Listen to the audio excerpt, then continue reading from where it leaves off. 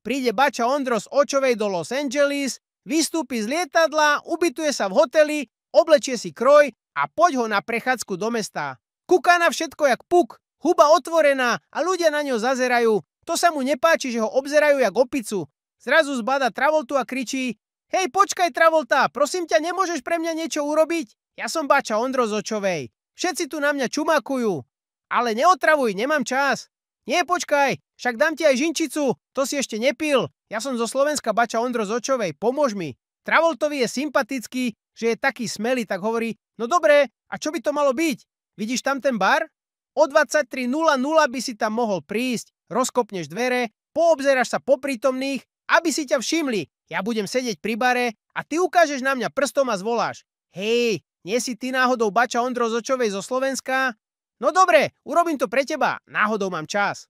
Presne o 23:00 sa rozletia dvere v tom bare a vojde Travolta. Poobzerá sa po prítomných, ukáže prstom na baču Ondra z Očovej a zvolá: Hej, nie si ty náhodou bača Ondro z Očovej zo Slovenska? Bača sa pomaly otočí a hovorí: Ale ideš mi do čerta sedlák?